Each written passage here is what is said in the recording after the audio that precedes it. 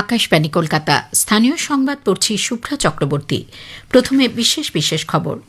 SIR নিয়ে মুখ্য নির্বাচন কমিশনারকে মুখ্যমন্ত্রী মমতা ব্যানার্জির লেখা চিঠিকে ভিত্তিহীন বলে দাবি করেছেন বিরোধী দলনেতা শুভেন্দু অধিকারী। এসআইআর এর তদারকিতে আরও 4 জন রোল অবজারভার নিয়োগ করেছে নির্বাচন কমিশন। রাজ্যের মুখ্যমন্ত্রী মমতা ব্যানার্জি উদ্দেশ্যপ্রণোদিতভাবে বিরোধী দলনেতা শুভেন্দু অধিকারীর উপর আক্রমণ করিয়েছেন বলে কেন্দ্রীয় প্রতিমন্ত্রী সুকান্ত মজুমদার অভিযোগ করেছেন। গঙ্গাসাগর মেলায় আজ থেকে শুরু হয়েছে নানা ধর্মীয় ও আধ্যাত্মিক অনুষ্ঠান। আজ সন্ধ্যায় শুরু হবে 3 দিনব্যাপী রঙিন বর্ণাঢ্য সাগর আরতি।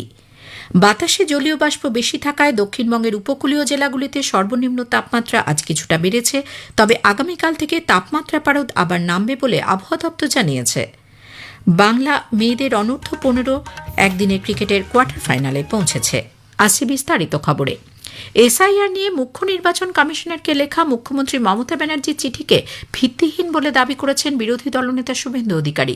মুখ্য নির্বাচন কমিশনারকে পাল্টা চিঠি দিয়ে তিনি অভিযোগ করেন, 10ই জানুয়ারি মুখ্যমন্ত্রী ভোটার তালিকায় বিশেষ নিবিড় সংশোধন নিয়ে যে চিঠি দিয়েছেন তা অপ্রয়োজনীয় এবং অতিরঞ্জিত। তিনি বলেন, মুখ্যমন্ত্রী যে দাবিগুলি করেছেন তা এসআইআর প্রক্রিয়াকে ব্যাহত করার একটা মরিয়া প্রচেষ্টা ছাড়া আর কিছুই নয়। ভোটার তালিকায় ভুয়ো এন্ট্রি ও নকলের কারচুপি উন্মোচিত হয়েছে, তাই এই প্রক্রিয়াকে ক্ষতিগ্রস্ত করতে মুখ্যমন্ত্রী এই ধরনের পদ্ধতির আশ্রয় নিয়েছেন। এদিকে পশ্চিমবঙ্গের ভোটার তালিকার বিশেষ নিবিড় সংশোধনী তদারকির জন্য আরও 4 জন বিশেষ রোল অবজারভার নিয়োগ করেছে নির্বাচন কমিশন গতকাল প্রতিবেশী রাজ্য ও দিল্লিতে কেন্দ্রীয় সরকারের বিভিন্ন দপ্তরে কর্মরত আইএএস আধিকারিককে পশ্চিমবঙ্গে বিশেষ রোল অবজারভার হিসেবে দায়িত্ব দেওয়ার কথা জানিয়েছে। এরা হলেন যুব বিষয়ক ও ক্রীড়া মন্ত্রকের ডিরেক্টর সন্দীপ রেওয়াজি রাঠোর, ত্রিপুরা জনগণনা অধিকর্তা রতন বিশ্বাস, জাতীয় স্বাস্থ্য কর্তৃপক্ষের ডেপুটি সেক্রেটারি ড শৈলেশ ও সামাজিক ন্যায় ও ক্ষমতায়ন মন্ত্রকের ডিরেক্টর বিকাশ সিং। এসআইআর প্রক্রিয়ায় যুক্ত মাইক্রো অবজারভারদের একাংশের বিরুদ্ধে কাজে গাফিলতির অভিযোগ ওঠায় নির্বাচন কমিশন ফের একবার কঠোর বার্তা দিয়েছে।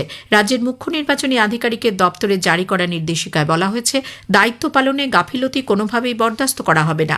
কর্তব্যে অবহেলা প্রমাণিত হলে শাস্তিমূলক ব্যবস্থা নেওয়া হবে।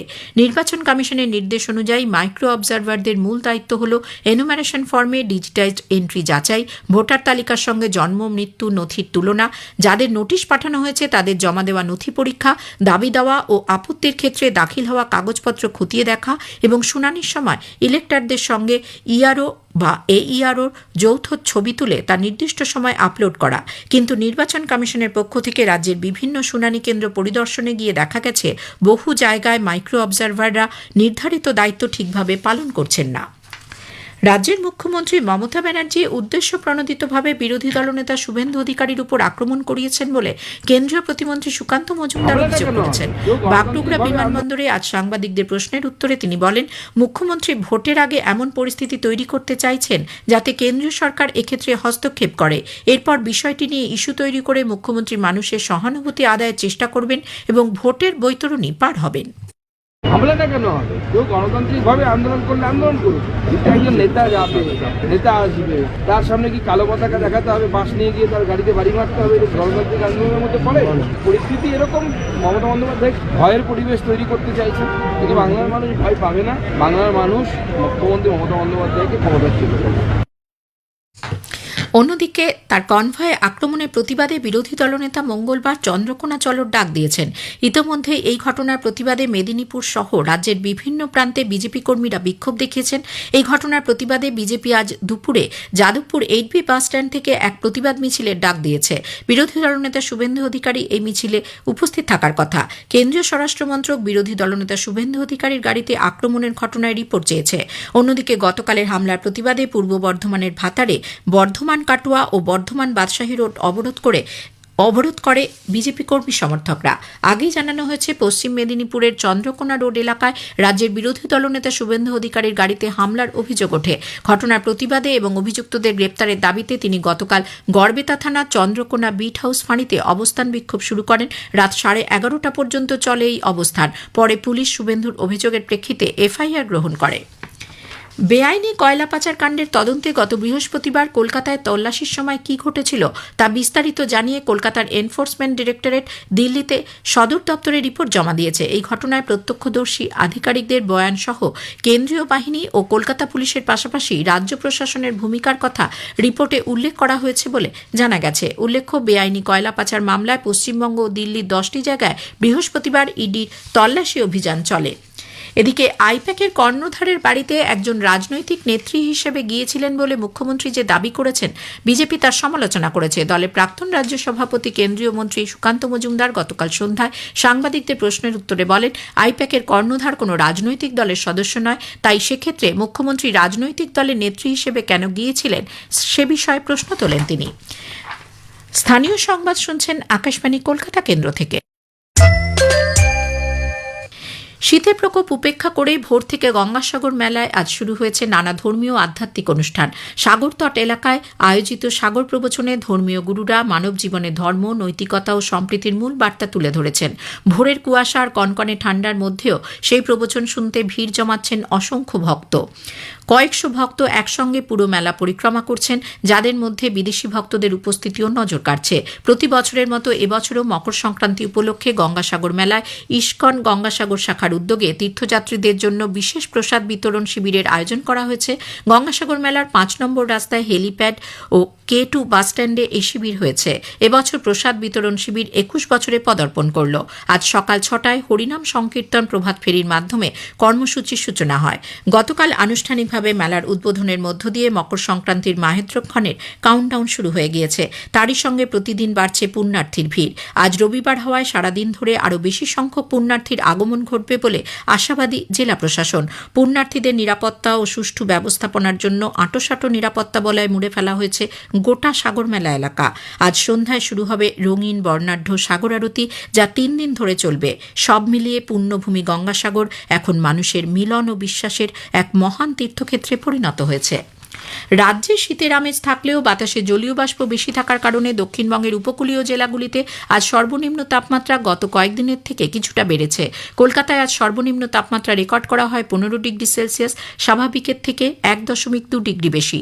তবে আগামীকাল থেকে সর্বনিম্ন তাপমাত্রা আবার কিছুটা কমবে বলে জানিয়েছেন আলিপুর আবহাওয়া দপ্তরের বিজ্ঞানী ডক্টর সৌরীশ বন্দ্যোপাধ্যায়। সর্বনিম্ন তাপমাত্রাটা আজ সকালের দিকটায় বেশ খানিকটা বেড়ে গেছে, বিশেষ করে উপকূলের কাছাকাছি জেলাগুলো। কিছুটা মেঘলা থাকার কারণে এবং জলীয় বাষ্পের প্রবেশ বেশি থাকার কারণে সাময়িকভাবে তাপমাত্রাটা কিছুটা বেড়ে গেছে। তো আগামী দুদিনে আবার এই তাপমাত্রাটা কমে যেরকম চলছিল তার কাছাকাছি চলে আসবে। উত্তরবঙ্গের যে ঠান্ডাটা রয়েছে সেটাই কন্টিনিউ করবে। মুর্শিদাবাদের বহরমপুরে গোড়াবাজারে শ্মশানঘাটে তুচ্ছ বিবাদ থেকে মর্মান্তিক মৃত্যু হল। পুলিশ সূত্রে জানা গেছে, মৃত যুবকের নাম জয়ন্ত ঘোষ, বাড়ি ডোমকল থানার অন্তর্গত ডোমকলের পারদিয়ার গ্রামে। পরিবার সূত্রে জানা গেছে, জয়ন্ত ঘোষ তাঁর এক আত্মীয়ের শেষকৃত্য সম্পন্ন করতে শ্মশানঘাটে এসেছিলেন।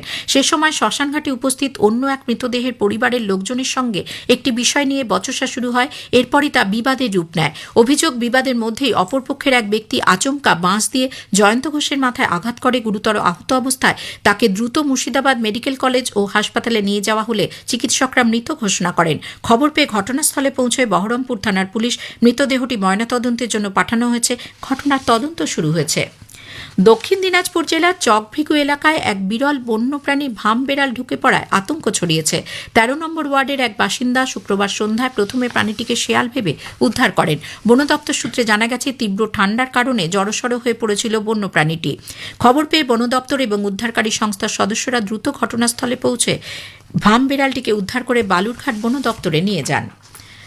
মুম্বাইয়ে সহকর্মীর হাতুড়ির ঘায়ে মৃত্যু হয়েছে মুর্শিদাবাদের রানীতলার আমডহরা পঞ্চায়েতের হাজীগঞ্জের পরিযায়ী শ্রমিক এক যুবকের। 32 বছর বয়সী রেন্টু শেখের খুনের ঘটনায় অভিযুক্তকে স্থানীয় পুলিশ গ্রেপ্তার করেছে বলে জানা গেছে। বাংলা মেয়েদের অনূর্ধ্ব 15 একদিনের ক্রিকেটের ফাইনালে উঠেছে। ত্রিবান্দ্রমে বাংলা গতকাল 8 উইকেটে তামিলনাড়ুকে হারিয়ে টানা 5 ম্যাচ জিতে নকআউট পর্বে পৌঁছয়। এলিট গ্রুপের শীর্ষে থেকে শেষ 8-এ উঠেছে বাংলা। শেষ করার আগে স্থানীয় সংবাদের কিছু অংশ আরও একবার। এসআইআর নিয়ে মুখ্য নির্বাচন কমিশনারকে মুখ্যমন্ত্রী মমতা ব্যানার্জির লেখা চিঠিকে ভিত্তিহীন বলে দাবি করেছেন বিরোধী দলনেতা শুভেন্দু অধিকারী। এসআইআর এর তদারকিতে আরও 4 জন রোল অবজারভার নিয়োগ করেছে নির্বাচন কমিশন। রাজ্যের মুখ্যমন্ত্রী মমতা ব্যানার্জি উদ্দেশ্য প্রণোদিতভাবে বিরোধী দলনেতা শুভেন্দু অধিকারীর উপর আক্রমণ করিয়েছেন বলে কেন্দ্রীয় প্রতিমন্ত্রী সুকান্ত মজুমদার অভিযোগ করেছেন। গঙ্গাসাগর মেলায় আজ থেকে শুরু হয়েছে নানা ধর্মীয় আধ্যাত্মিক অনুষ্ঠান। আজ সন্ধ্যায় শুরু হবে 3 দিনব্যাপী রঙিন বর্ণাঢ্য সাগর আরতি। স্থানীয় সংবাদ শেষ হল। এর পরের খবর 5টা বেজে 10 মিনিটে।